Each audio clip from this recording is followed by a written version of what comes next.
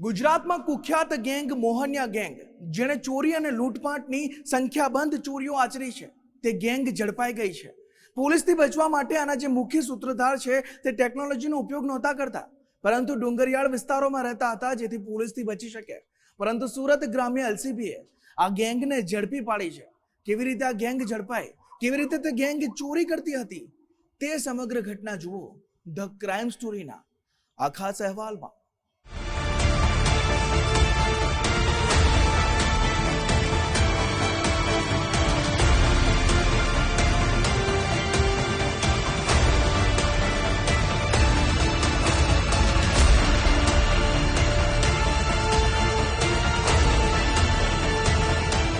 ગુજરાતમાં ચડ્ડી બંડીધારી ગેંગનો આતંક મોટાભાગના વિસ્તારોમાં જોવા મળે છે।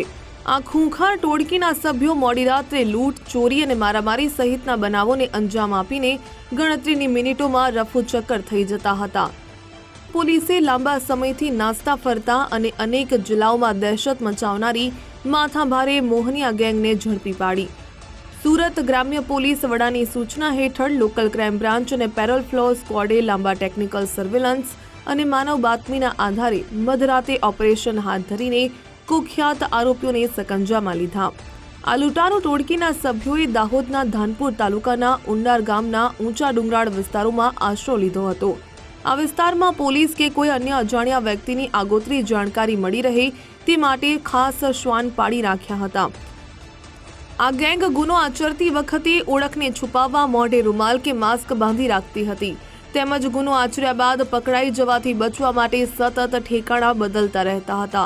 આ ઝડપાયેલા દિલીપ ઉર્ફે દિલો સામે અમદાવાદ, ગાંધીનગર, મહેસાણામાં 40 ગુના નોંધાયેલા છે, તો દલિયો ઉર્ફે ગાંડો સામે લૂંટ, ધાડ અને આર્મ્સ એક્ટના 20થી પણ વધુ કેસ દાખલ થયેલા છે, જ્યારે કલ્પેશ ઉર્ફે પટ્ટી વિરુદ્ધ સુરત અને દમણમાં અનેક કેસ પોલીસ ચોપડે નોંધાયેલા છે।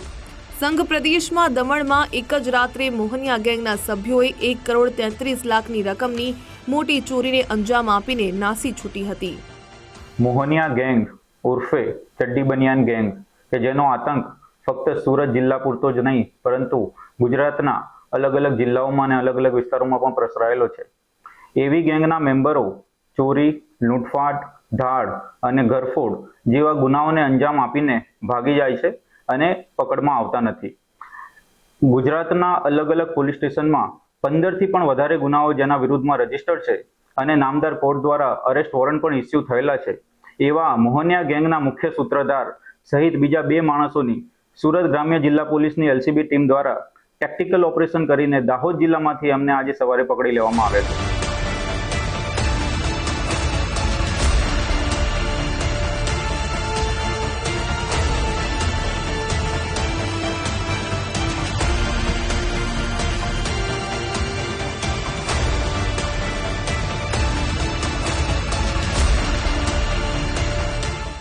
આ મોહનિયા ગેંગના સભ્યોએ અમદાવાદ, સુરત, ગાંધીનગર, વડોદરા અને દમણમાં ગુનાખોરી આચરી છે। સુરત ગ્રામ્ય લોકલ ક્રાઇમ બ્રાન્ચે મધરાતે અનેક પડકારો વચ્ચે બહાદુરી બતાવીને મોહનિયા ગેંગના મુખ્ય સૂત્રધાર દલિયો ઉર્ફે ગાંડો, કાળુ મોહનિયા, દિલીપ ઉર્ફે દિલો અને કલ્પેશ ઉર્ફે પટ્ટીને ઝડપી પાડ્યા છે। મોડી રાત્રે પોલીસે વિવિધ ડુંગરાઓમાં અલગ અલગ ટીમ બનાવીને ચોમેરથી ઘેરો ઘાલીને તપાસ હાથ ધરી હતી, જેથી કુખ્યાત તત્વોને નાસી છૂટવાની કોઈ તક ન મળે। કે એમણે પોલીસથી બચવા માટેના બધા જ ટેક્ટિકલ પ્રયત્નો કરી ચૂક્યા હતા।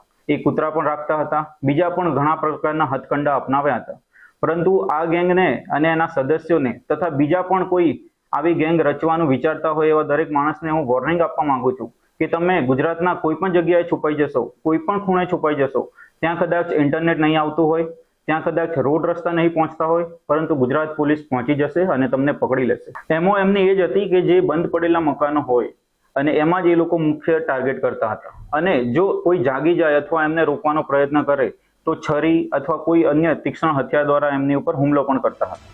સુરત પોલીસની પૂછપરછમાં આરોપીઓએ જણાવ્યું કે ગેંગના સભ્યો દિવસે છૂટક મજૂરી કરતા અને રાત્રે અંતરિયાળ વિસ્તારોમાં આવેલી સોસાયટીઓમાં રેકી કરી બંધ મકાનને નિશાન બનાવતા હતા।